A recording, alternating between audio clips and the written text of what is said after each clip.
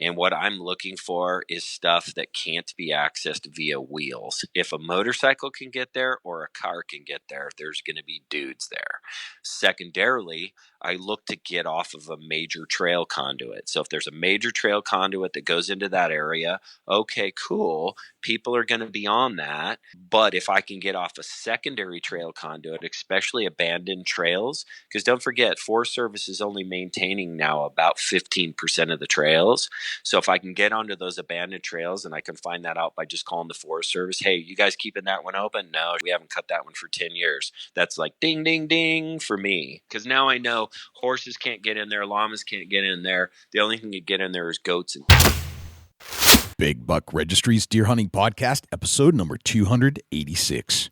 Marc Warnke, the pack goats, sleeping on bucks and bulls. Support for the Big Buck Registry and the Deer Hunt Podcast comes from -33 Merino Wool Layering System. Timeless natural insulation, keeping you warm on the coldest days while staying breathable and wicking away moisture on the wet ones. Grizzly Ears, the most advanced engineered wireless earbuds for the outdoors. Covert scouting cameras, remote cameras for hunting, wildlife, and security. And Big Buck merch. You can get cool, high-quality Big Buck t-shirts, long-sleeve t-shirch, and hoodies. And show support for this podcast by visiting BigBuckRegistryMerch.com. That's Big Buck Registry, MERCH.com.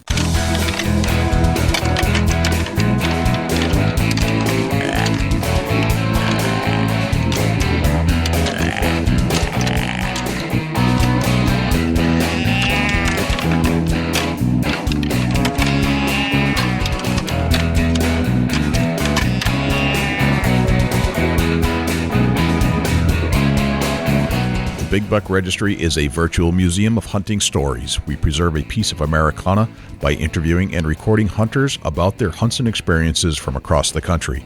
And who knows, maybe we'll learn a thing or two along the way that'll help us take our hunt to the next level. Hi, this is John Stallone with Interviews with the Masters podcast. And when I'm not editing my own podcast, I'm listening to the Big Buck Registry with Jay Scott. This is Zach Farnball with the Hunting Public, and you're about to listen to one of my favorite podcasts, Big Buck Registry. Hey, this is Zach Sandow at Onyx Hunt, and you're listening to one of my personal favorite podcasts, the Big Buck Registry. Hello, ladies and gentlemen and fellow predators. My name is Jay, and thank you for tuning in to the Big Buck Registry's Deer Hunting Podcast. For Dusty Phillips and Jim Keller and the entire staff here at the Big Buck Registry, welcome to this week's show. There are a couple things I'd like you to do for us if you could. If you would, please check us out on iTunes, subscribe, and leave us a review. With your help, we're going to try and push this show up the iTunes charts. I know we have a lot of listeners out there, and I need you to take some action. I need you to leave a review and subscribe to the show. If you do subscribe, that'll give you access and notification each and every week that a new show is released. You can also access this show in its entirety on YouTube, Stitcher, TuneIn Radio, iHeartRadio, Spotify, Google Play, and as an Amazon Alexa skill. Go to Alexa and say, Alexa, enable Big Buck Registry. It's all right there for you to access on demand at your fingertips. Regarding the harness program, we have an ample supply of harnesses to give away from our volunteer donors. If you're in need of a full-body harness, please send an email to jay@bigbuckregistry.com. Marc Warnke says it's not so much about the hunting strategy, but it's the spot. That means hunting where hunters don't typically hunt. Sometimes hunting spots that haven't been hunted in over 20 years, and hunting where wheels can't go. This also means sleeping on bulls or bucks, which means that you're not coming out each day. And that means hauling in food and gear that one or two hunters couldn't possibly manage. So how? Well, Marc turned to pack goats to get to these remote areas with all the gear needed to hunt great spots for days on end. The rewards are priceless. We'll get to our entire interview with Marc Warnke in just one moment, but before we do, let's hear from our friends at -33 Merino Wool Products and Jim Keller with the Deer News. Let's talk about a hunter's layering system for a sec. We need to be ready for any weather that Mother Nature throws at us. With the layering concepts that -33 has created with their incredible merino wool products, they've got you covered. The -33's merino wool expedition weight garments will keep you warm on the coldest late season days while regulating and wicking away moisture in a way that only merino wool can do. You see, wool will absorb up to 30% of its weight in moisture. The without leaving you feeling wet or clammy, and wool insulates better than cotton or polyester and protects against hypothermia on those late season hunts. And here's another interesting point. You might not think of wool for early season, but with the minus 33 wicking technology, I'll take a lightweight minus 33 base layer any day in warm weather. Merino wool fibers naturally reject any bacteria found in moisture or sweat and gives you double protection against odor as your target buck approaches. Visit www.minus33.com to learn more about Minus 33's layering technology. Use the code BIGBUCK33 to get 10% off your next order. Now here's Jim Keller with the Deer News. Our first story this week. CDC warns hunters after man likely contracted tuberculosis from deer. This story is from the WGN9 website. With deer season just around the corner, the Centers for Disease Control are warning hunters about tuberculosis. Officials with the CDC issued the warning after learning that a man likely contracted tuberculosis after dressing a deer. In May of 2017, the Michigan Department of Health and Human Services learned of a case of pulmonary tuberculosis caused by Mycobacterium bovis in a 77-year-old man. Officials learned that although the patient wasn't around anyone with tuberculosis, he had regularly hunted and field-dressed deer.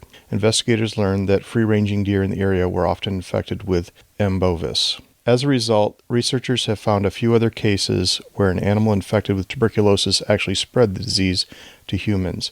However, they say it is understudied. Officials say the bacteria can be inhaled while the deer is field-dressed. To prevent exposure to M. bovis and other diseases, hunters are encouraged to use personal protective equipment while field-dressing deer, the CDC says. Hunter mistaken for deer shot, killed by friend in Glynn County, Georgia. This story is from the First Coast News website. A 17-year-old boy was shot and killed in Glynn County after being mistaken for a deer Saturday, according to police. Glynn County police arrived at a wooded area in the 500 block of Myers Hill Road in response to reports of a person shot. Once there, officers met with a group of hunters at Friendly Express on highways 82 and 303. Witnesses told police that all the parties involved knew each other and came from the Myers Hill area to go hunting, according to a police news release from police. During the hunt, Bobby Lane, 17, was in an area of heavy foliage and was mistaken for a deer, police said. Officers said he was shot by Hector Romero, 32. Romero helped take Lane to Friendly Express to an awaiting ambulance. Lane was later pronounced dead at a hospital, according to the news release. The Georgia Department of Natural Resources was called to investigate with Glynn County Police. The investigation is ongoing and no arrests were made. There is a GoFundMe that the family has set up in his honor. Grizzly bear attack on Montana hunter is fourth in 8 days. This story is from the USA Today website and was reported by Pete Thomas. A hunter was mauled by a grizzly bear Tuesday in the same Montana wilderness where 3 hunters were injured in 2 separate incidents. The unidentified male hunter, who is from Ohio, was treated for unspecified injuries and released from the hospital after being attacked in the Gravelly Mountains, according to Montana Fish, Wildlife, and Parks. The encounter occurred between the Coal Creek Drainage and the Eureka Basin Road, 8 miles south of where the 3 hunters were attacked during 2 encounters 11 hours apart on September 16th. Those hunters, likewise, were hospitalized and released after receiving treatment for various injuries. A helicopter and ground search for the bear or bears responsible for those attacks was canceled on September 20th after no bears were located, according to the Billings Gazette. The hunter who was mauled Tuesday told FWP wardens and Madison County Sheriff's deputies that he was ambushed by the bear as he walked through fallen timber. He said he fired his weapon at the bear until it fled, then located other members of his hunting party and sought medical attention. The FWP and U.S. Forest Service launched an investigation and cautioned hunters, hikers, and campers to avoid the area until the investigation is complete. The FWP stated in a news release issued Wednesday that a search for the bear will continue through next week. Grizzly bears, a federally threatened species, are actively feeding in advance of winter hibernation at a time when various fall hunting seasons are underway. Most grizzly bear attacks on humans, FWP stated, occur after a surprise encounter at close range. That concludes this week's edition of the Big Buck Registry's Deer News. Special thanks to Daniel Applebaum and John Geis for leads on stories this week. For links to the stories featured this week, please check our show notes at www.bigbuckregistry.com. If you have any ideas for future topics or have any questions about any of these topics, please email me at jim@bigbuckregistry.com. For the Big Buck Registry, this is Jim Keller with the Deer News. Well, thanks to Jim Keller for the Deer News. Without further ado, here is Marc Warnke. Marc Warnke, welcome to the Big Buck Registry's Deer Hunting Podcast. How are you, my friend? I'm good. Thanks for having me. Oh, we're psyched to talk to you, man. It's, we, as the world does, we plug into social media, and you have to be one of the most interesting guys on the planet in the hunting industry. Wow. Why do you say so? Well, I don't know a lot of people hanging out with goats. I don't know if that's necessarily a good way. That makes me a weird goat guy. I think you're being kind calling me interesting, but thank you. I don't see anybody using goats in the manner that you do. And I know you're into hunting. You're a hunting consultant, and it's just a whole different spin. I mean, you talk to guys, they pack their own stuff in, or horses, but you are into goats, and you've got a website about packgoats, packgoats.com, and I want to get into all that because it seems to me that it's a very interesting story. It has to be. You're one of very few, I think, that are probably doing this. You know, obviously better than I do, of how many people in the world are using pack goats to get in and out of some rugged terrain. But I'm interested to hear your story. How did you start your career or interest in pack goats? So, I'm almost 50. I've been a lifelong fitness guy. So, I collegiate football and baseball and always stayed really fit. Then in my 40s, I stayed fit by being active, hunting and fishing year round. I was really big into birds and into big game. And so for that part, when I turned 40, all of a sudden I started having knee issues, and I went into a doctor, and he said, he slapped me upside the face with this single statement. He said, you used to play sports to stay in shape. Now you got to stay in shape to play sports. And, that just really kicked me a good one because, if you took away my ability to be mobile, to be able to walk and stand and fish and hunt and bow hunt and draw a bow, those would all be grieving things for me. I would really struggle to know where my place is in the world if I wasn't a hunter and a fisherman, not professionally, but personally. Yeah. And so for me, when I then started having issues with carrying a pack, and this year I killed my 27th elk with my bow. Wow. Most of those were packed out on my back in my younger career, and I've probably helped, and I don't even know the number, so I'm just pulling this out of my butt. I've probably helped 25 to 40 other guys kill elk that I was hunting along with, right? When you're the guy that does the calling, you're always the guy doing the calling. Lots of times I'm killing my bulls because they backdoor me while I'm calling in a bull for a guy. Right. So in that way,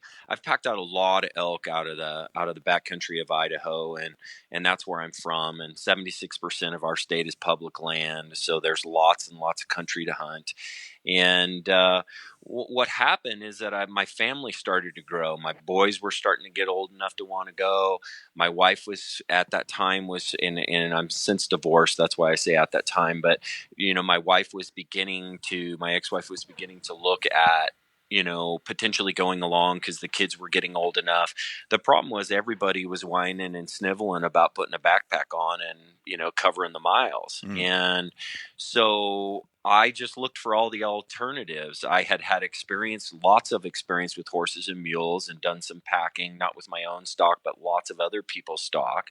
I had some experience with llamas, and a guy mentioned that goats were a possibility. And I looked into them, and for me, both financially, the way my land sat, and my hunting style, goats, after all the investigation, was actually the perfect fit for me. But there were so few people doing it and so few online resources. I just had to kind of buy some goats and try it and figure it out. And, it was a trial by fire. So that was my motivation. That's kind of where I started. I started out with 4 goats, crap equipment, crap information, and just waded in and did what I do. I took it to the next level and figured it out, and invented all my own gear and built a website to help other people to do it. And it's just really been a labor of love. Gotcha. When did you start doing this? What year? How far back are we going? Not that far. Okay. So I think I'm on my 7th packing year now. So 2013-ish, Okay. I would guess. All right. Yeah, somewhere right in there. So this is a relatively new venture for you.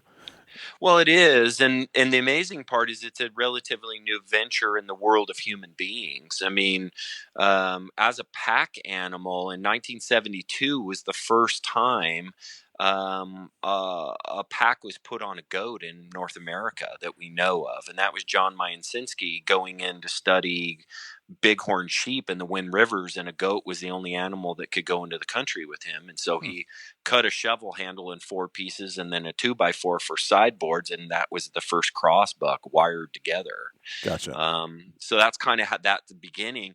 By the year 2000, there was maybe 10 people doing it, and by 2013, I think we had 40 or 50 in the country, which 80 to 90% of were 4-H people who were kind of packing their picnic baskets into a high lake maybe once a year. Nobody doing what we were doing. Nobody, I get between 500 and 1,000 trail miles a season, and we're packing out a lot of bulls and a lot of deer, and so all that stuff's brand new. Nobody knew how to keep them in shape. Nobody knew how to help them to create endurance. The breeding is still new technology. I mean, this is wild, wild west stuff still. That's fascinating. So let's go back a little ways. So did you grow up in Idaho, or is this also a new location for you? No, I grew up here. I think I'm 1 in 7 now in the state of Idaho that's an Idaho native. It's insane. Yeah, when I was a kid, there was no more roads in the state of Idaho than 2 lanes. Now we got 5 and 6 here in Boise. So. But yeah, I grew up in Idaho. I grew up in a hunting family, a very poor hunting family, where it was all about meat in the freezer. We didn't eat the horns, and it was our one family really trip that we could afford to do, because all it took is a tank of gas, and we were hunting public land.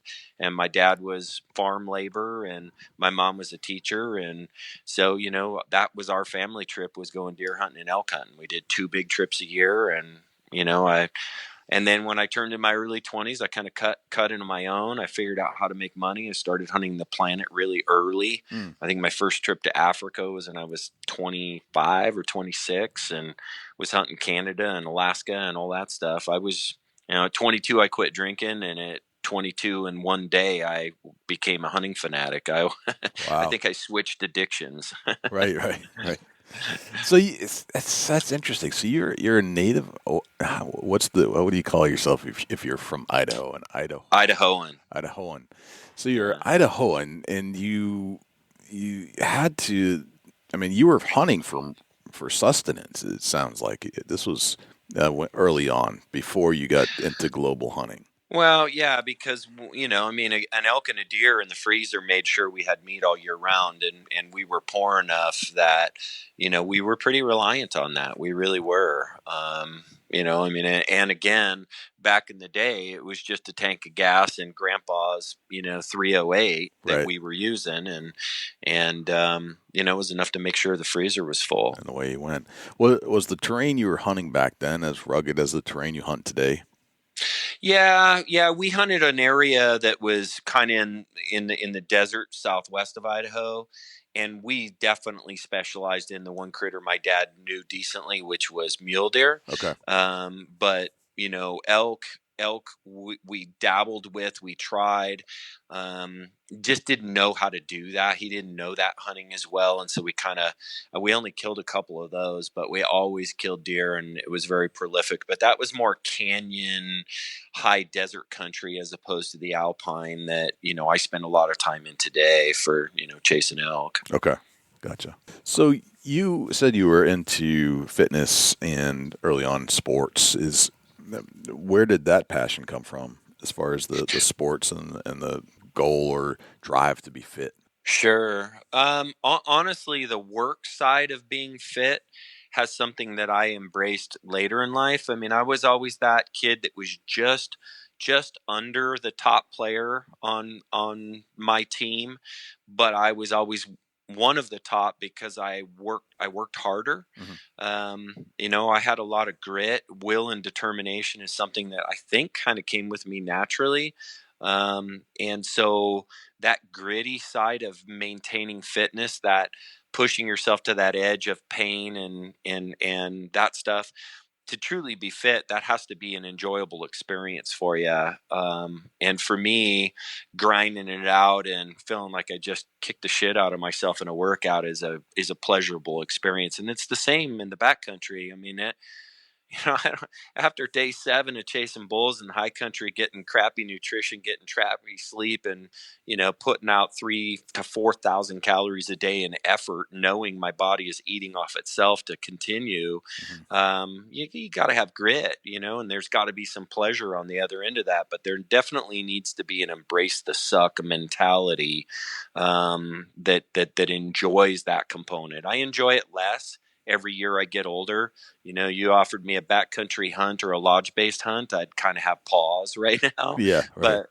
But before, honestly, if I didn't suffer, I wasn't hunting. And so I really put myself in those situations early and have always kind of enjoyed that. And that's changed. And the goats make it so I can have steak and eggs in the backcountry now. And I'm not carrying such heavy packs, and I can take people that are a broader range. I just used to not be able to hunt with just but a very few people who were willing to wade into the poo as deep as me. Right. Gotcha.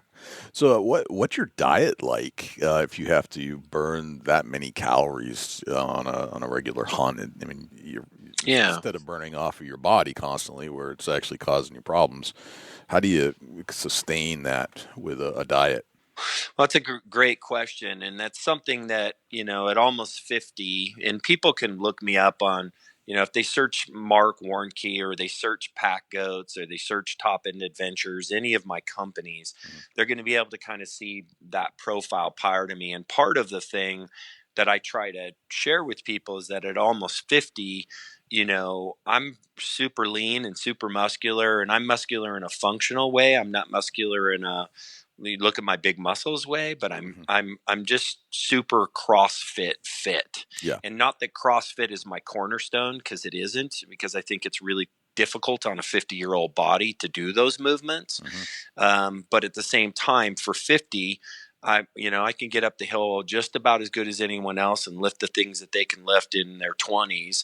And I used to be number 2 in the nation for years in a train to hunt competition that was a measure of the top bow hunter fitness level in the country, and I was up there. So I'm not saying I'm all that in a bag of potato chips, but it's been common for me to have people in my following say, well, how are you getting the results? So the answer to the question of how do I maintain my weight and my endurance during elk season is just fat. I take in enormous amounts of fat. I eat almost a brick of butter a day in the backcountry. Interesting. When I say a brick, that's 2 cubes.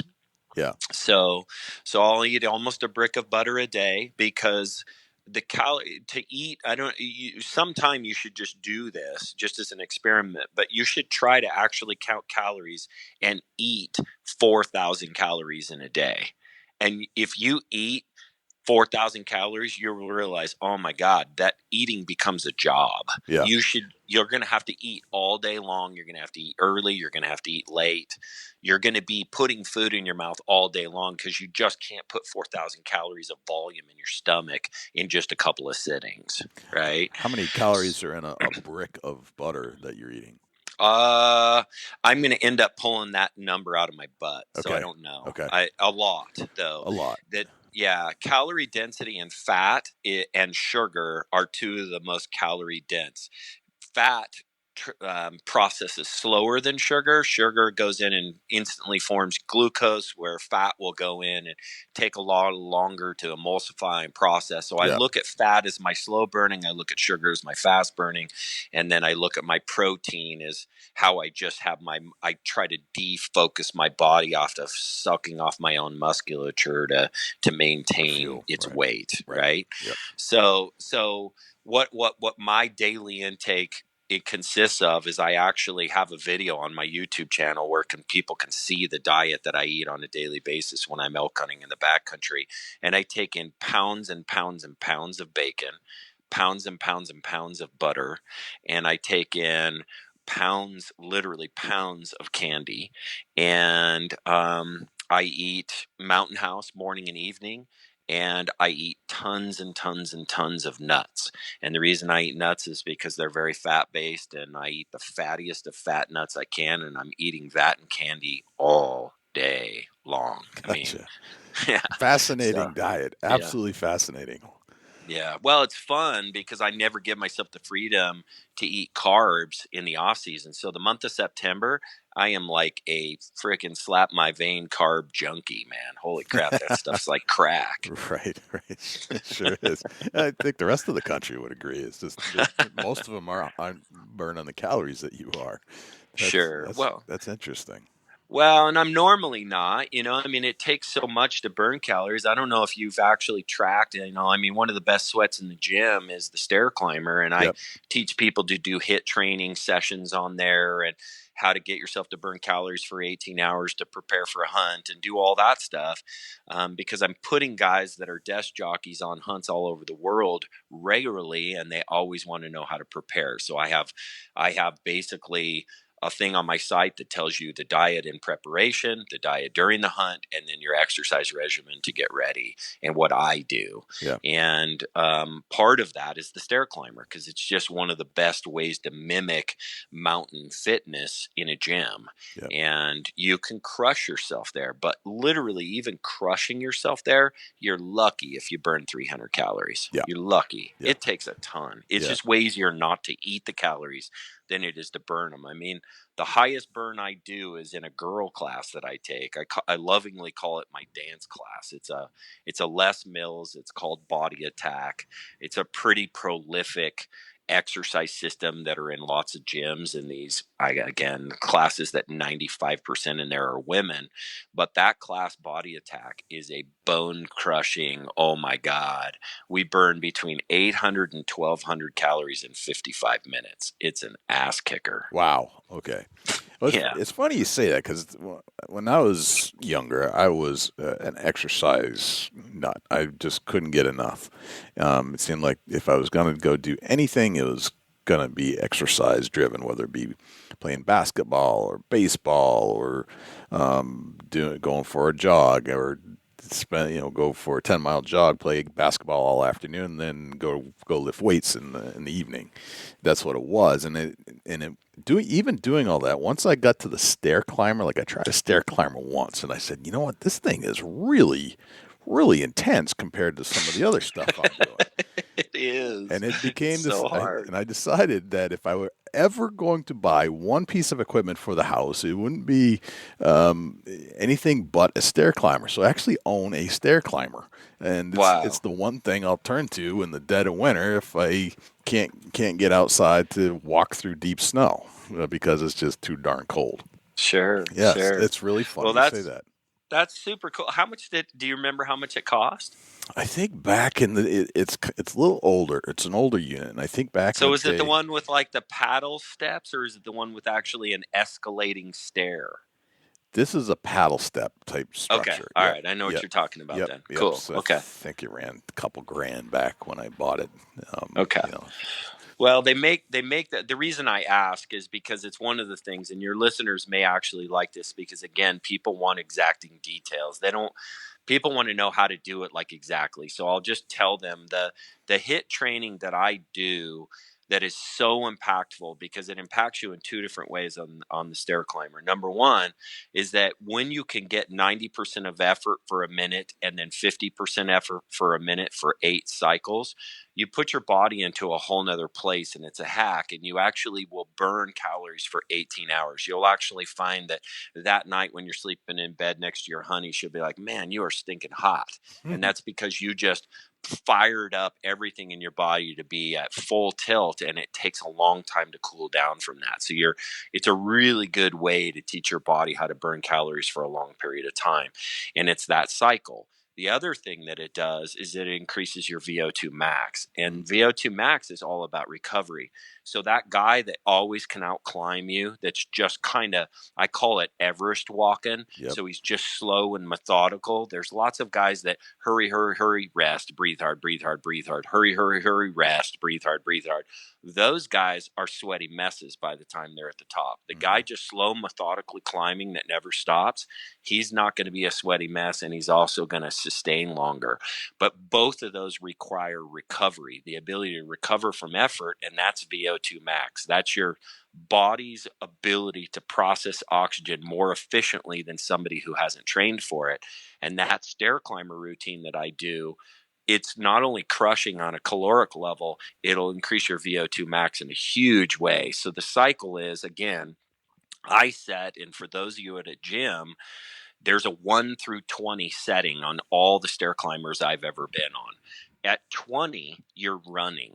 You're running a stair climber. So it's piddle jogging. You're not running. But at 20, you're piddle jogging to stay up with it. And so I put it at 20 for 1 minute. Then I put it at 10 for 1 minute.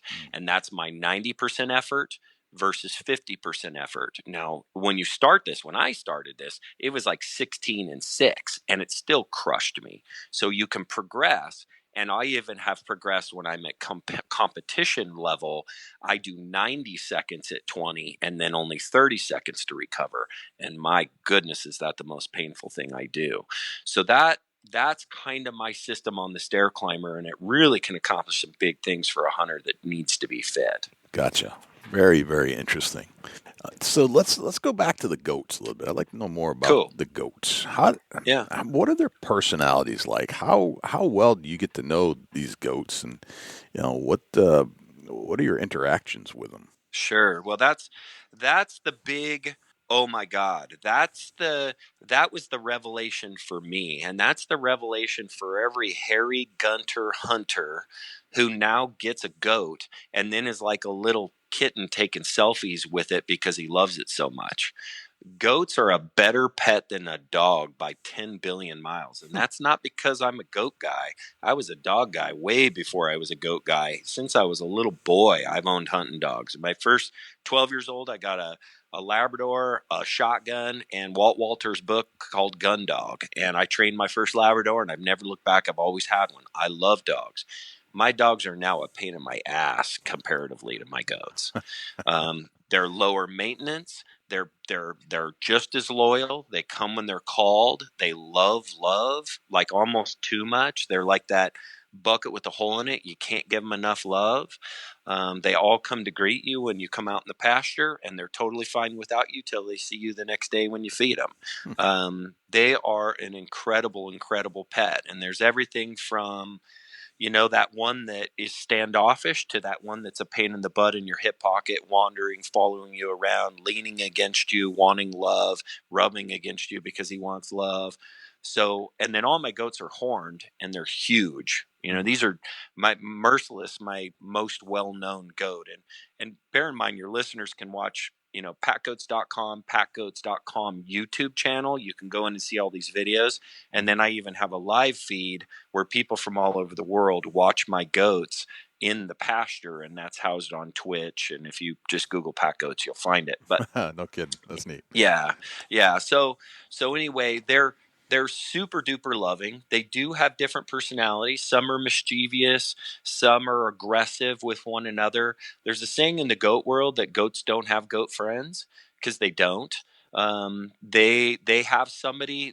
Every goat kind of has one that he seems to hang out with, but then he's his buddy, but he beats his ass every day. Yeah. Right? I mean, goats, the way they communicate, there's only one goat not getting beat up in the pasture every day. If another goat is superior to that goat and he's at the feeder, they will full on tailgate blast them into a wall with no mercy to get them out of there. I mean, no kidding. They're tough animals because they beat the piss out of each other. It's just an interesting dynamic that they seem to have, and just the way you described it. Not only that, there's no chivalry. Even the girls and the babies. I mean, I've literally seen a 10-day-old little baby goat fly through the air because one of the adults threw it 15 feet through the air. No kidding. Wow. I mean, Okay. they just, and they'll blast a female. So it's really weird. And we leave the horns on because it helps them to cool themselves, helps them to defend themselves from dogs. People don't realize the number one killer of goats in your pasture is your neighbor's dog. Really? Yeah, like German Shepherds, Huskies, a lot of those breeds that are still fairly close to wild. You get a goat running away from them, they'll chase them down and kill them. Okay. So my goats, I have a couple that'll kick every dog's ass, and I'm glad they will. But that's a thing. The other thing that people don't realize about goats in the backcountry is that we don't tether them. They just follow us and stay around us out of like love and bonding. So we take away these babies while they're still wet, and we bottle feed them. They basically imprint and bond to us. So they think we're a goat, and they think they are a human. They think we're the same species, but we are a little weird in that we dole out love. So we're their alpha, we're their superior, but then we're these doles of love. And so it adds this extra level of bond that a goat will follow me through hell because he would be panic stricken to not be with me. Gotcha. And so even when we're at a base camp, they'll feed in the perimeter, and you don't have to pack their own food like you do for all other stock animals. They just forage like a mule deer. And so they'll be out and they'll be foraging, but they always kind of stay just within sight and just within sound. And if I yell goats, you'll hear their bells jingling as they're running in at full blast because they think I'm getting ready to go. Yeah, wow. That's absolutely fascinating. I had no idea that they were that tight and that they could, just as a non-human species, adapt like that to a human. That's absolutely mesmerizing. Yeah, it's cool. It's something fun to just be along with. People are really amazed. I mean, I take people on summer trips into the backcountry that normally would never do it, and I'm telling you, man, every one of them ends up with their favorite goat. They want me to take pictures of them with it. The goats are I keep getting overshadowed by the goats. They're the star of the show. I mean, Animal Planet wants to do a show on us, and the main focus is just on the goats themselves because, it's the longest domesticated animal, almost 14 years based on fossil records that we've been coexisting with goats. The weird part is the rest of the world drinks goat milk and eats goat's meat. Right. We're the only country in the world that forgot what an amazing counterpart or companion or, a gift from God, if you want to call that goats are to humanity. And the Americans are the only ones that have forgotten. Right.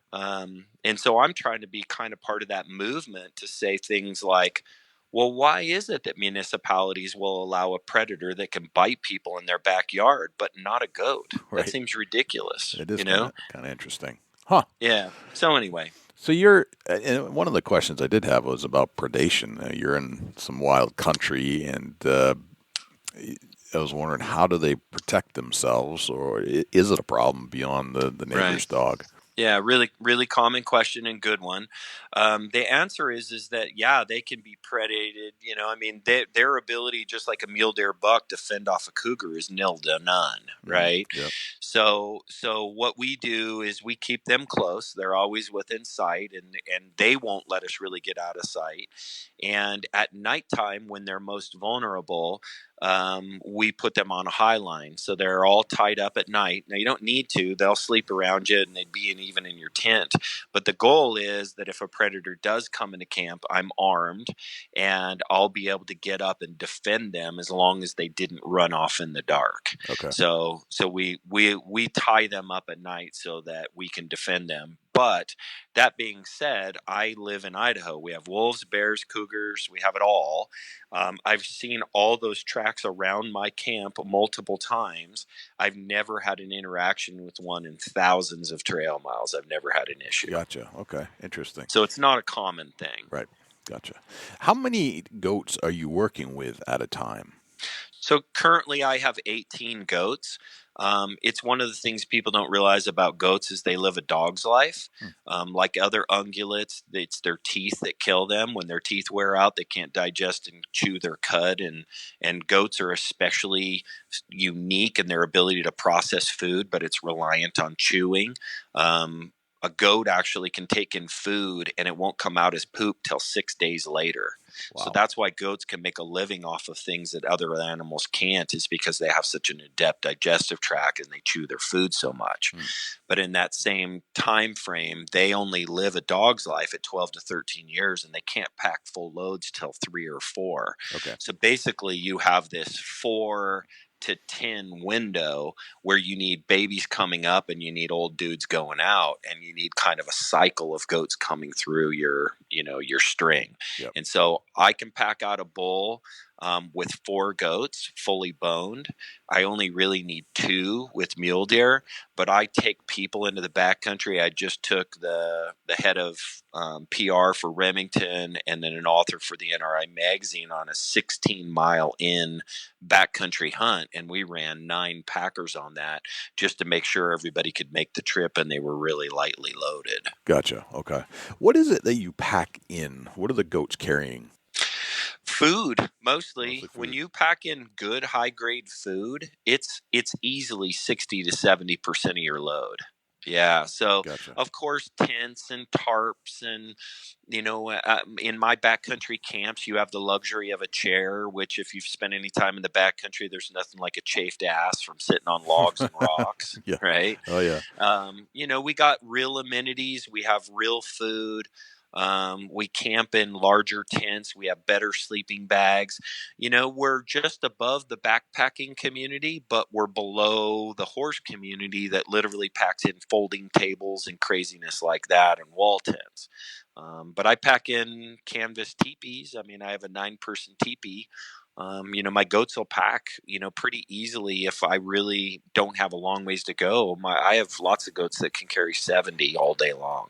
Wow. Okay. So that's a fair amount of weight that they can carry in. Mm-hmm. And if you carry 70 pounds in addition to hiking in serious terrain all day, that's going to wear you down pretty good. So for sure. Yeah, for sure. So I go in empty. They carry everything. Okay.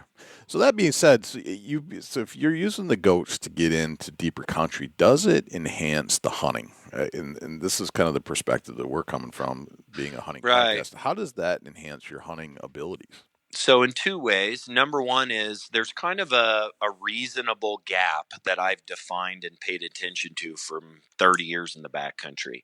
Most hunters stop at 2 miles. Mm-hmm. Some will make it to 4 in a backpack. If you're really not super bright, especially in the elk world, you'll go to 6. As soon as you do that once, you will never do that again if you pack out bulls, right? Okay. On your back. So where I tried to get access to is from 4 to 10 miles, because over 10 miles becomes really long on goats as well.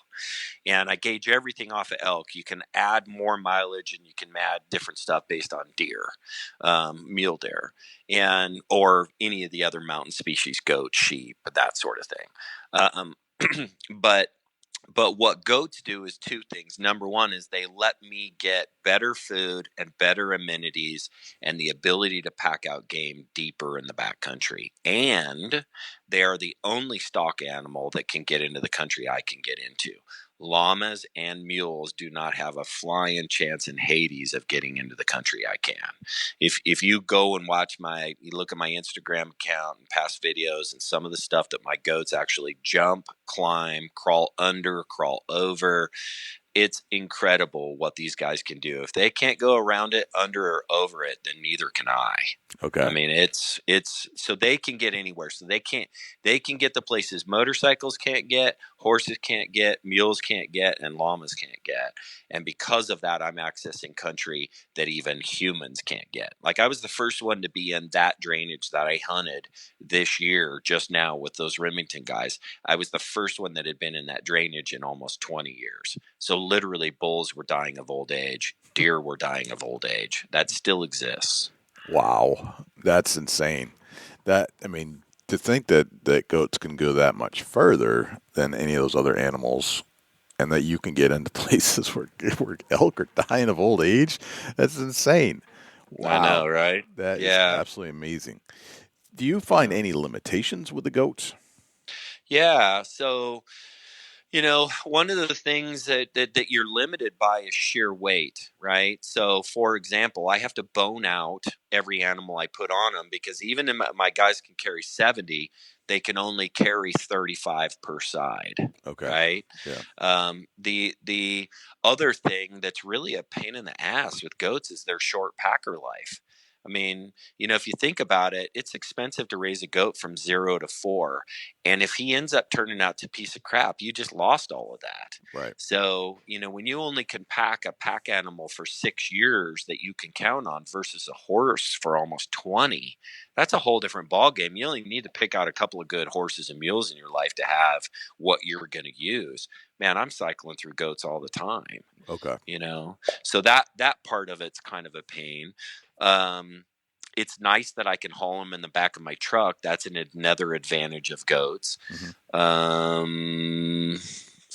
The fact that they can only do 35 pounds a side again is a limit. There's not a lot of ton of limits except for they can't pack as much weight. And I do find that horses have an ability to do longer duration. So they can pack in 20 plus miles, where for me, I just can't. It's too far, too long. And at the same time, one of the largest disadvantages of a goat is that you can't ride them, right? Right.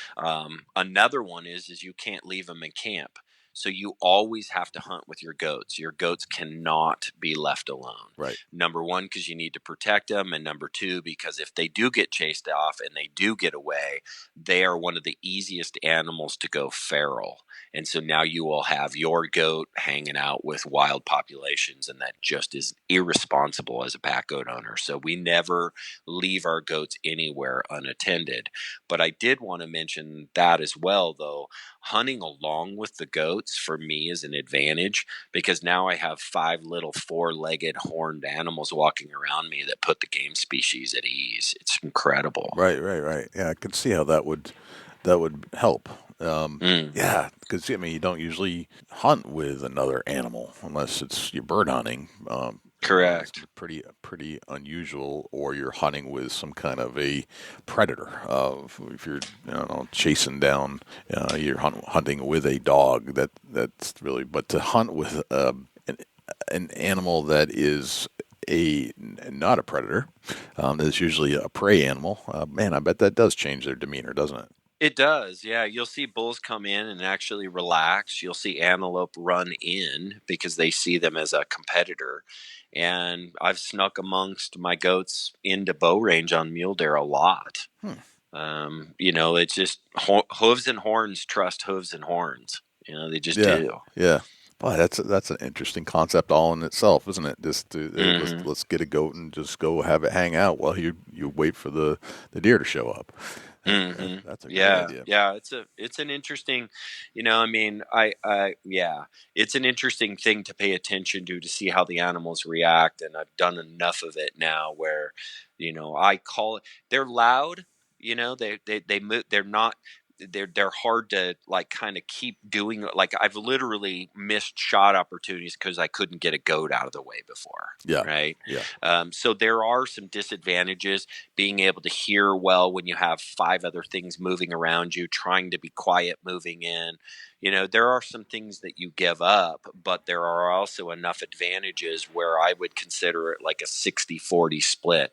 I'm more advantageous to have them with me than without me, Gotcha. Especially on elk setups. I miss them when they're not there because they're always raking and chewing and eating. And when a bull comes in and when you've called him in and he comes in and there's nothing happening and all of a sudden the woods are dead silent, he gets nervous. Yeah. But if he sees an animal moving around and it's got 4 legs and it looks horned and it's kind of brown, okay, cool, man, it's a party. What's happening? Yeah. Now I know why there was noise over here. Right. Yeah. The calm right down. I can totally see that. Mm-hmm. Very interesting. So you've got the goat life going on, but you've also done some consulting and hunting in other parts of the world. Let's go back to when you first did your first international hunt. You said that I think you were 27. Is that what you had mentioned? Well, that was Africa. I think I did Canada at like 24, 25. I've always been good at making money. I was raised super poor. Okay. But I've always been good at speaking and making money with my mouth, either through sales or and I've never had a job before, so I've always owned my own company. But at the same time, um, and when you're that young and you prioritize hunting and you don't spend money on girls and booze and you're doing it, I was always like playing alone, right? I was, Yeah. I was traveling to different places in the world, and one of the great ways to get to know a culture, because I was so interested in cultures around the world, was to sit across the campfire with somebody. I always when I would tour and be a tourist, I always felt like people were never genuine. I couldn't really get to genuinely know them. But when you hunt with somebody for 5 days, you know how they speak about their wife. You know how they talk about their children. You know what they love, what they don't love. I mean, you just get to know somebody. And I really loved that part of international hunting, and it's still the reason I go. I'm actually not a very big trophy guy at all. I don't have that many mounts. I mean, I feel it's disrespectful to leave their horns. In fact, but I do. I mean, if I don't want to pack out a set of elk horns because I shot a raghorn and it's just an extra thing to pack out that's pokey, I leave it. Yeah. So I'm not into that side of it. I love shooting big deer, and I love knowing what they score and all that stuff. But the taxidermy side, the trophy side, has never really meant a ton to me. It's more about the adventure and the bugs and the birds and fooling a really smart critter and all that stuff. It's way more to do with that. So for me, that's just started from the get go. And once I got hooked by that bug, I basically, because I was good at making money, I took 6 months off a year for almost 15 years. And that's all I did is bow hunt the world. Wow. And I grew one hell of a photo album, but I never had any money in the bank. As soon as I ran out, I went back to work. I was like a bow hunting bum. And so once that stage ended, I got married and all that stuff. I decided to, actually, I retired early in life, 2008 and 9, flipped me back upside down. I literally watched my net worth crumble. And I had to start over again. And I started over by founding a company that's pretty well known in the hunt consulting industry, and that I've since sold out, and I have my own firm now. But I've been doing it for a long time, and hunt consulting is something that people don't understand very well. So I'll just quickly explain it. Yeah. I am the guy that you call that's done it, did it, been there. I work with about 120 outfitters globally, and pretty much any species you want to chase in the world, I have at least 3 options in at least 3 different places in the world, depending on species. But because of that, I get the value to know who to trust and who I have relationships. And my clients, they don't pay any more to book through me. They pay the same amount if they found that outfitter on their own. I actually get paid on the back end as a referral fee from the outfitter, as kind of seen like a cost of marketing. They don't want to be on the phone. They don't want to have big websites. They don't want to go to sportsman shows. So they seek out people like me, and I bring just a regular clientele base. And my clients appreciate me because now they don't have to go on the internet and play the guessing game where 90% of guys are going to tell them they're the greatest thing since sliced bread. And the reality is about 25% of outfitters globally are really good at what they do. And that's who I work with. Gotcha. Okay. So that's kind of how all that works. Gotcha. All right. So you've got a global education. You've been there. You've done that. You now know where to go and who's good, who's not good. And by doing so, you can get paid from the referral to whatever outfitter it is. Correct. Yeah. Yeah, the volume is generally I'm booking about 1 million to 1.5 million hunts a year with my clients. I mean, I have clients that literally have $100,000 a year hunting budgets, and I have clients that the biggest hunt they can afford is a DIY elk hunt or a hog hunt in Texas. So right. I don't discriminate. I help everybody. Yeah. But yeah, if guys are looking for an axis hunt in Texas, I have that. And if they're looking for a moose in Alaska, I got that. And if they're looking for, whatever they're looking for in Kazakhstan, if they're looking for a Marco Polo, I have that. Gotcha. All right. Very good to know. And I think, we'll have the gamut of listeners in this show, from the DIYers up to I'm sure there's some guys and gals that are listening that are probably on the higher end of the budget. So hopefully they'll hit you up at some point if that is something that they need. That's a neat job. I'm glad you mentioned that. Yeah, no worries. It's what pays the bills. Pack goats is my passion business that I enjoy, and Yep. it's fun. But also too, people can call and just ask questions, because lots of times I'm just being helpful in general with tag draws or Western application. Find somebody that can pack them in and drop them off. I mean, it's the full gamut. I just always pick up the phone and I always call back. Very nice. Very cool. If we could talk about just some of your deer hunting strategies and techniques, being a professional in that aspect of hunting, you got to be good. You got to really know your stuff. How do you approach a mule deer hunt, for example, with the goats, and what are the things that you're looking for to actually have a successful hunt? Well, yeah. So there's really, and I'm gonna take your question is, how do I kill a big buck? Yes. Because how do I kill a buck is pretty simple. Okay. But how do I kill a big buck is what everybody's trying to figure out, right? And Right. there's different answers for that. I've killed 4 mule deer over 200. I've killed probably 20 over 180, but that's in 30 years of trying, right? Yes. And those, luckily, I live in a state that has a ton of public land, and we still have drainages where animals are dying of old age, and I got goats. So, I've been that guy that's been willing to get into the backcountry. So a number of my really big deer, I'll talk about that strategy in the backcountry and what I do there. But the other one is tag draws. If you draw a good tag or hunt on a private ranch that holds those deer, then that gives you a chance as well. And unfortunately, it seems like the hunting community, especially the side that is more on the DIY side, on the side of backcountry like me, has a judgment of the guys that do it the other way, like they did it that they're somehow less than.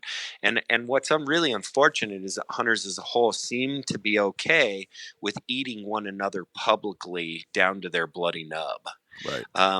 And I really want to have you and your listeners understand that this is a passionate subject of mine. We're only 7% of the population. Licensed hunters are now 7% and falling. And if we don't convince the other 93% that we're good dudes, we're going to lose our right to hunt. And so I just want to say to all of us, please, let's not eat our own young. Let's not eat our own kind. Let's support each other as long as it's legal and ethical.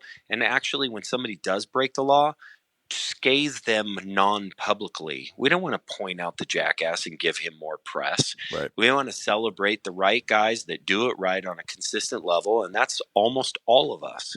So there's my little soapbox thing, number one. But number two, to speak to, killing big deer, it can be done by just drawing a really good tag in a premier area. A lot of those areas aren't hard to kill a big deer. It's just hard to draw a tag, or paying for good access on good land with a good outfitter. Gotcha. But to do it after it, and I can help you with those other two, do it when we're doing it on our own, is all about getting in places where bucks have the genetics and the area to reach age class. And remember, there just aren't a lot of deer that can get over 200 without good genetics. I mean, that's an uncommon deer. Now, I do believe that almost all mule deer populations in North America can reach the upper end deer if he's allowed age class to get into that 170 and 180 range. And I'm talking Boone and Crockett scoring and all that different stuff. So, Right. 70 to 180 deer, most mule deer can get there. But as soon as we start talking 190, 200 plus, that's probably, I don't actually know the number, but I would guess that's only about 25 to maybe 40% of mule deer range have the capability to even get there genetically or nutritionally, Okay. right? So then you need to find those areas that can produce that if that's your goal, and you're going to know based on statistics on, just a call to the fish and game in those areas and find out if those deer genetically can reach those ranges or nutritionally. If they can, now it's about finding an area where they're going to get a chance to get age class. I actually have a deer that I sent in his teeth that I killed in the eastern plains of Colorado. He scores 208 and he's a 3.5-year-old deer. Okay. So that's not just a guess. I sent in his teeth. The rating on the teeth, they actually score how accurate they think they were, and it was like a AA, like as high as their accuracy. So that I legit have a mule deer buck that grew 208 inches as a 3-year-old. So wow. So that can happen, but you're really in most areas looking to try to kill deer that are 5 to 7 years old. And if you can kill that 5 to 7-year-old mule deer and he's in good genetics, he's going to be that 185 plus category most likely. Okay. So how do I get there? I just do more than 95% of hunters are willing to do, and I access country that most aren't willing to access. Now, mule deer, the blessing of them is that I can go in longer on a backpack hunt and bone out a mule deer and get his meat and horns out without crushing myself. Elk, completely different equation. But learning how to bone in the field will be a critical component to getting in deeper to get the meat and everything out. The other component is just being able to do the map research. I literally spend time on Google Earth and on all the different map platforms. I like Hill Map. That's a really good one. I also like Onyx. And what I'm looking for is stuff that can't be accessed via wheels. If a motorcycle can get there or a car can get there, there's going to be dudes there. Secondarily, I look to get off of a major trail conduit. So if there's a major trail conduit that goes into that area, okay, cool. People are going to be on that. But if I can get off a secondary trail conduit, especially abandoned trails, because don't forget, Forest Service is only maintaining now about 15% of the trails. So if I can get onto those abandoned trails, and I can find that out by just calling the Forest Service, hey, you guys keeping that one open? No, we haven't cut that one for 10 years. That's like ding, ding, ding for me, right? Right. Oh, yeah. And That's going to be exciting when you hear that. Right.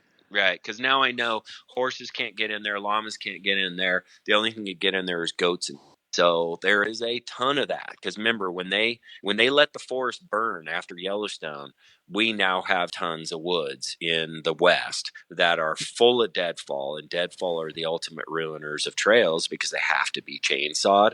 And in the wilderness, they have to be cut with a crosscut saw, and they can't keep up. They just can't do it. Right. Too much.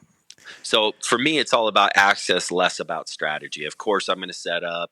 I'm going to hunt with my binoculars. There's 100 different guys that talk about that, but I am definitely a proponent of big optics. I'm a big proponent of looking over huge, ridiculously huge miles of country with my binos. Then I start using my feet. Yeah. So, I'm going to glass. That's a great perspective. I think it's often overlooked. It's, go where the other hunters can't get, and chances are you'll have a much higher success rate, even if you're, doing it DIY. That just seems to be a better formula to me. Yeah. No question. And guys got to remember, almost always those types of areas are going to be low density deer. So you're going to go hunt hard to spot 6 deer and hope one's a stud.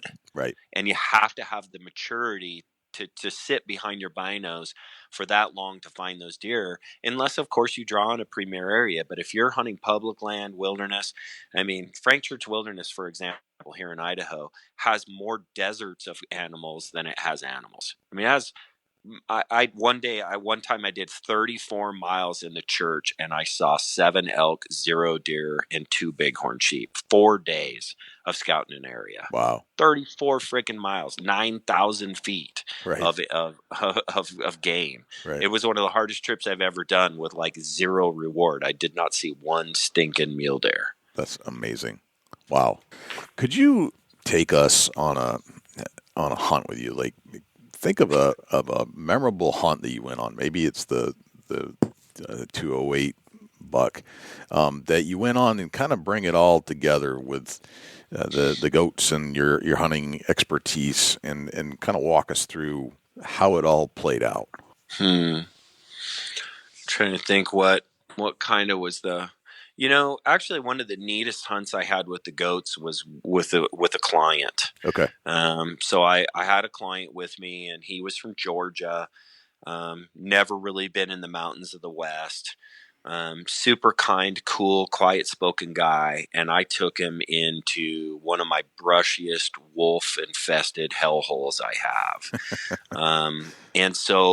And we were sleeping on bulls, and so when you sleep on bulls, it means you're working into elk, and then in the evening when you're done, you just pull back a little bit into the drainage behind you. You find some water and you set up a tent. I mean, wherever you can find a flat spot to stay that night, you roll out camp, you make your dinner, you get up the next morning, you make your breakfast, and you tear your whole camp down, and you go after bulls again. So you never have to lose or gain elevation. It's a killer strategy, but it's tons of work of setting up and tearing down and loading goats and doing all that stuff. But man, you save yourself those 1,500-foot pulls in the morning and the evening, and it's really nice. So we were just in brushy hell. And I remember telling, like I tell all my clients, the number one thing that people forget to do when the first bull comes in, I tell them also, remember, I've shot a ton of them myself, but I know I know how to kill stuff when I got poo in my pants. You've just never been there before. So just remember, your brain's going to shut off. The only thing I want you to remember is draw your bow before he hits the window. Yep. It's the number one mistake people make is not being at full draw. Elk looks at him at 13 yards and then they're done. He blows out, no shot. So that exact scenario played out. We had an elk come into 13 yards. We had been working hard for 2 days, had barely heard any elk. He comes in, doesn't come to full draw. He goes. We have this huge disappointment. We're on day 4 later. So now we've only had one bull in range in 4 hard days of hunting. Guy's tired. I'm tired. We roll in and we take a midday nap. I think I hear a bull bugle in the distance. So we work that way at 4 o'clock in the afternoon for the evening setup. Pull in there. Goats are with us. And I'm kind of eyeballing and literally, like, I'm a big believer in God. God plays a very important role in my life. And I think he plays an important role in all of my life, including where I set up, because I ask him for his help. And so I had rejected and accepted probably 20 different setup spots on our walk in, going, right here, nah, right here, nah, right here. Anyway, we finally find a spot that I feel good about setting up. And I set up. The goats are with me. He's out front like 30 yards. I'm calling from behind. And I'm just kind of getting comfortable, just getting ready to set up. And 2 of the goats roll over and start rubbing the alders next to me. And they rub just like another big game animal. They'll rake their horns and they'll clack, and they do lots of, clacking with each other and horning each other. And they're just doing their goat thing. I'm just getting ready to call, and no, I mean, it is like somebody lit a fire under a monster like 70 yards from us. One of the deepest, most gravelly, roaring bull elk I've ever heard. I barely had a high tone. It was mostly just a roar. And I hadn't made a noise yet. He was literally responding to the goats in the brush. Wow. And so I get saucer-eyed. My client looks back at me, and literally, I think he doesn't know it's an elk. He almost got up. I think he thought it was a monster. And I'm like, he's right there. Just get ready. I'm giving him the motion, get ready to draw your bow. And so I actually really consider, should I even call? This bull is acting like he's probably on his way. He was probably in his bed. We just set up 70 yards above him. Let's see what happens. And so the bull did exactly what he thought. He started circling us downwind. And so that ended up being the only reason I even made a call, is that I repositioned to the hunter left to pull that bull back across in front of him and made one cow call. And he was already on his way. It just adjusted his path. but that bull came into 40 yards, client stuck him, and it was just this really, really amazing experience where I just didn't think it was possible. I didn't think the goats and their elk noise could call in a bull that would actually bugle and respond and be coming in like, why are you further away than I thought you were? And what's that bull doing up there next to you? It was the coolest thing. It was like a fly on the wall experience of being a part of the elk herd unintentionally. And that's the part of the story that gave wonder. And the other part is that guy just never forgot. It was an amazing experience. We heard wolves. We called the wolves. We found elk where, we were lucky to find them late in the season. And that was a big ass bull. So it was just super cool. What a great story. That is awesome. Just to know that your goats were not just helping you carry stuff, but they were assisting you in the hunt. I know, right? Yeah, it was cool. That is awesome. I have this little exercise I like to do called 10 rapid fire questions just to kind of see what your personality is like. Would you mind going through that exercise with me? No, of course. All right. What's your number one hunting tip of all time? Control the wind or know the wind. I am a puffer bottle maniac. I go through 3 or 4 seasons. I always know where the wind is. Gotcha. All right. Very good. We sometimes leave these things at home or at base camp or in the truck, and it drives us crazy if we don't have it with us. What's that one thing for you? Binoculars. Absolutely. I feel naked without them. Yep. What's your biggest pet peeve in life? In life? In life. Laziness. Laziness. Yep. I can totally appreciate that. You said you're 40 something. Is that correct? Yeah, I'm 49. You're 49. All right. You and I are the same age. What would you tell the 16-year-old Marc Warnke, knowing what you know today about life? What other people think of you is none of your business. I like that a lot. I like that very much. You're at a hunting convention somewhere in the world, and you meet a stranger. They ask you what you do for a living. What do you tell them? I'm a hunting consultant. Excellent. What did you have for breakfast this morning? I'm fasting, so nothing. Fasting, all right. You get your own billboard on the side of a highway. It's a blank canvas. You can put anything you want on it. What would it say? Hug a hunter. That's a great one. If I say the word successful to you, who's the first person that pops into your head and why? It's one of my clients, Lou. Okay. Yeah, he has it all. He figured out money, time, parenting, marriage. He's just a wise guy that figured it out without having to crush his face into a wall like I seem to have to do. Gotcha. What's a typical day in your life look like? Well, when I'm home, city life is, I send my boys off to school and I go into the office, feed the goats. I milk 2 goats a day. So chores is part of that. I work out on a daily basis. I monitor my food pretty darn closely. And so I'm always on some direction in terms of the calorie intake. And then, I usually try to work a fairly normal day.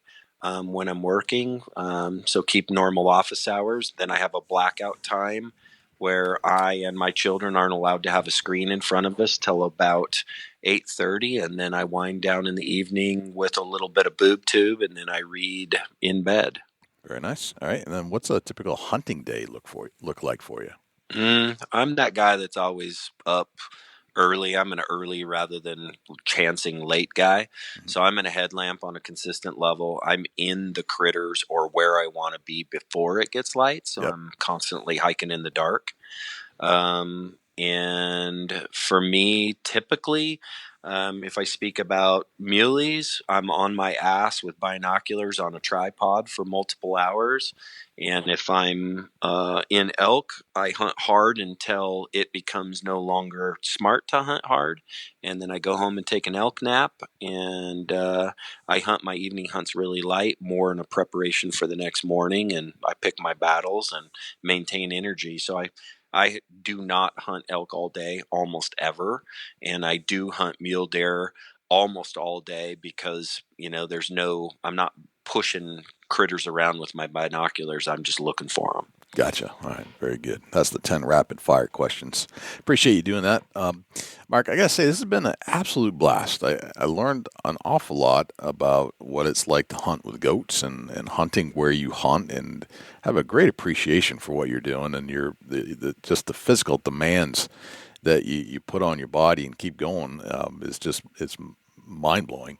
If we have created more questions than answers, as we often do on the show, what's the best place to look you up on social media and things of that nature?